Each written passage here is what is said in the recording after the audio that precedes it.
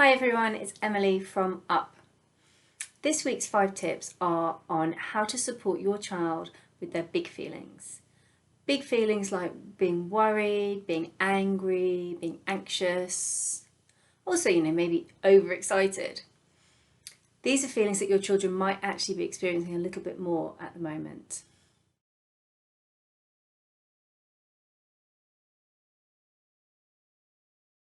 Our first tip is to keep calm. Your child might be screaming, they might be refusing to listen. You might not be feeling calm, but if you can be, keep calm with them. This will show them how you can keep control of your feelings, and also it will teach them that you're there and you're going to support them through this. We don't always manage it. Sometimes they push us too far and we get cross. This is a good opportunity to explain to them what happened, how it made you feel, and acknowledge that you reacted from your big feelings and say sorry.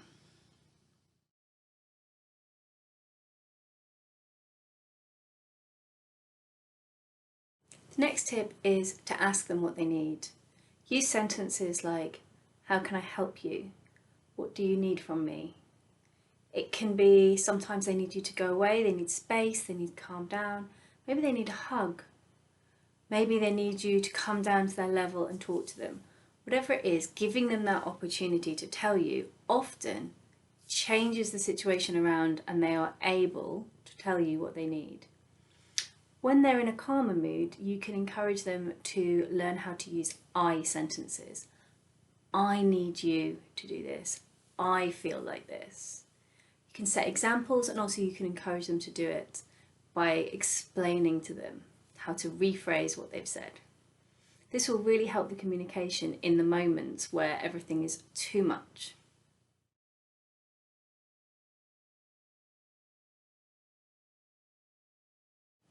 Our third tip is to validate. Validate your child's experiences and feelings. Telling someone to calm down pretty much never makes them feel calmer, but acknowledging how they feel can go a long way to diffusing a situation. Saying things like, I can see that you're really angry, or I can hear that upsets you, can really make them feel more seen and more understood. And this will in turn make them feel much, much calmer.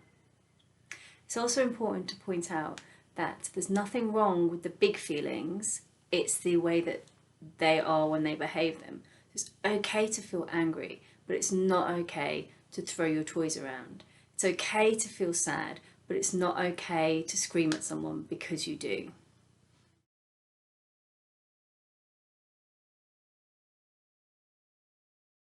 Our next tip is to give your child the time they need to calm down.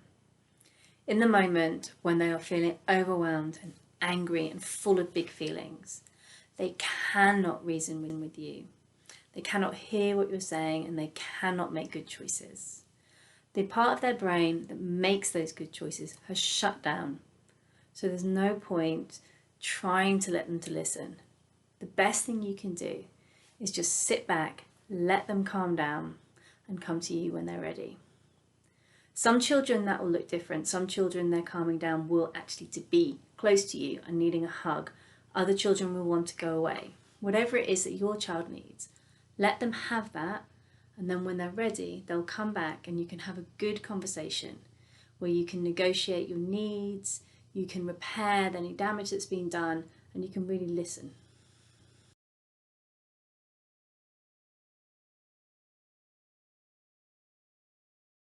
Our final tip this week is to be prepared. For you to help your child be prepared for these big feelings. When they're in a good space and they're feeling calm, it's a really good chance to just talk to them about those feelings. Explain that everybody has big feelings. Tell them about your big feelings. Maybe point out big feelings of characters they know from their favourite books. Normalize what they're going through. But also, you can give them their own personal toolkit. This can be things like doing daily mindfulness so that they have an opportunity to keep calm and they know the skills to do that. Maybe yoga. Also, things like breathing. Previously, we taught you how to do hand breathing. where they go up and down the hand as they breathe, which calms them down. This week we're teaching you another breathing technique, which is circle of 8 breathing, which is very similar to do with a pattern of breathing. If you can teach your child these kind of skills, when they are feeling overwhelmed in the moment, they can take themselves off and they can do these things, and it will calm their brains and calm their bodies and make them better able to come back to you and really talk about what's happening and how they're feeling. I really hope these tips are useful and helpful for you, and that when next time your child is having a big feeling, you can use some of them and hopefully things will get resolved a little bit quicker with a little bit less stress. Take care and we'll see you soon. Bye bye.